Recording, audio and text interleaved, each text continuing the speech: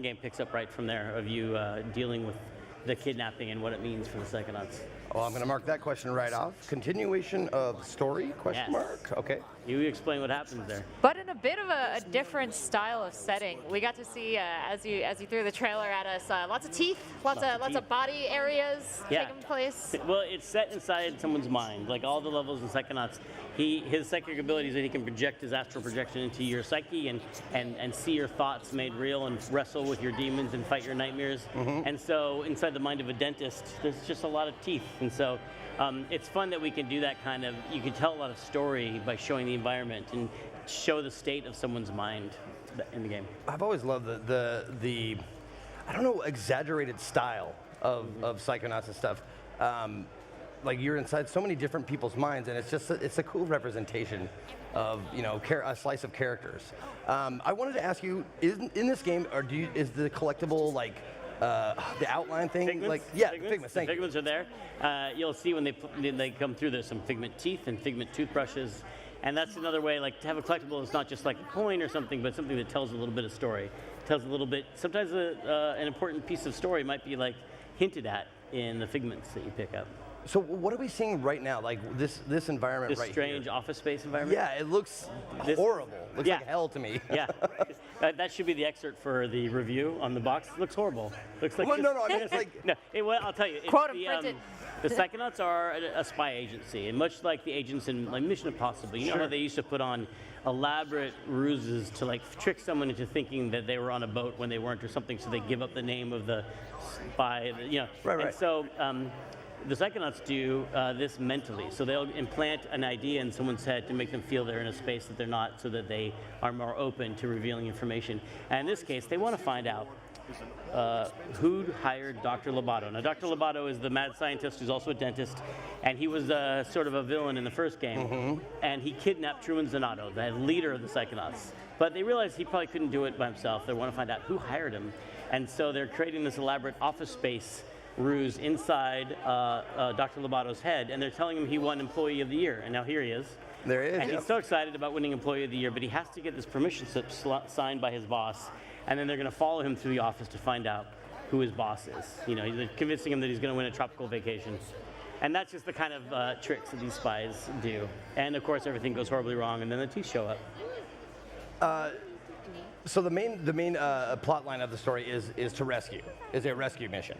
But this is actually, between Psychonauts 1 and 2, there was a VR game we made called Psychonauts and the Rhombus of Ruin, which told the story of the rescue mission. And then you get Truman Zanotto back, but he's not quite the same. And also you want to find out who hired Dr. Lobato, and also you find out there's a mole in the organization. So it's a counter-spy type quest. That's set in the headquarters of the Psychonauts. So you get to see the grand headquarters of where the Psychonauts are based, and find out that they actually need your help more than you need theirs. And it also gets into plot lines about Raz's family and the curse that was put on his family back in the old country. So they all died in water, and you've got to deal with that and where it came from. And there's a lot of stuff, a little bit of that, and that comes from the first game. But if you haven't played the first game, it's all. You don't have to have played the first game to understand what's going on. There's a little I'm going to mark catch-up that sequence. Yeah. A lot of familiar controls. Now, games in general have changed a lot since the first Psychonauts. So I want to know, what kind of new features are we going to see? New input options that we have with new controllers, anything like that? Or are we going to have like standard Psychonauts gameplay? If you played the old one, you're going to be really comfortable here. You'll be definitely very comfortable with it. We're bringing back a lot of the gameplay besides the platforming gameplay, because Raz is an acrobat, so he can jump and tumble and do a lot of acrobatic things. But he also is psychic, so he has psychic powers like telekinesis, pyrokinesis, a lot of kinesises. And we're bringing back Greg Kinese, exactly. And we're bringing back a lot of them from the first game. In this first level, you will see a lot of them come back, and then we're adding some new ones that we haven't shown yet. But the ones that are coming back have all been improved to work in different situations more organically and work with combat. So they're more like a tool. They're more like the player can pull from this bag of tricks, a psychic bag of tricks. There'll be some combat later on, and I can show you how you can use pyrokinesis and side blasts and telekinesis different ways during battles. Now, when you were coming up with like the new stuff for the game, did you like wipe everything like mechanically and start from scratch, or do you say like, we like this stuff, let's build on that? add to it, or yeah. I mean, technically speaking, it's a whole new game, obviously. The old engine is gone. We're using Unreal for this game. Right, and sure, built everything up from the ground up. The characters are all new models, and so it's all fresh from that point of view. Mechanically, we weren't married to anything, so a lot of the things that we really hung on to were more the spirit of the game. Sure. The spirit of the narrative, the way that we deal with the insides of people's minds, how character and story are really important to us. Those are the things that don't change. The fact that the art style is really surprising and different on each level is an important part of it. But there's still figments, there's still the psychic powers, and mostly just been streamlined and modernized and made more useful in more situations.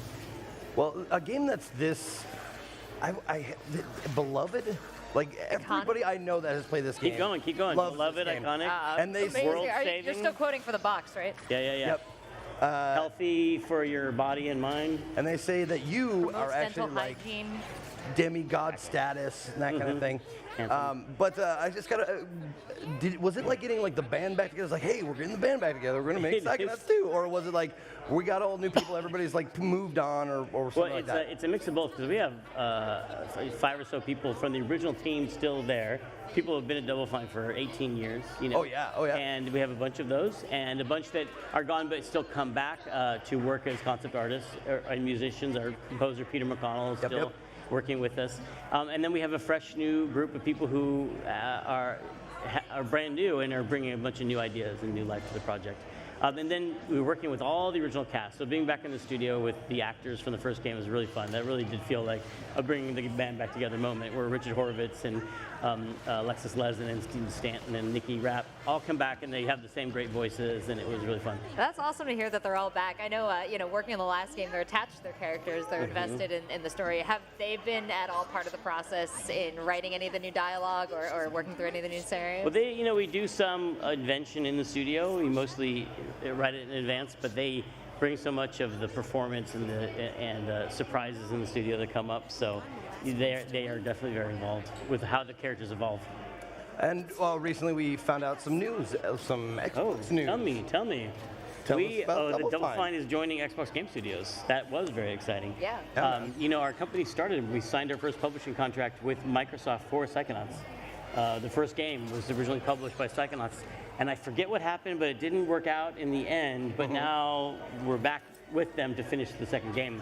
So it's a beautiful and poetic, harmonic. Yes, exactly. A love story. Yes, a love story with some trials and tribulations in the end, but great happy ending. Only good love is love you have to fight for. Yeah, and it's really great for our studio because we have been independent for 19 years, so we have been able to independently create our own spirit and culture around the company, and we really know who we are, and so we can endure something like it's a big hardship to be purchased. No, we can go through that and maintain our own identity and still be who we are, but have the support of Xbox Game Studios, so we don't have to spend a lot of time worrying about our next deal and pitching and doing a bunch of hustling. We can just think about creating.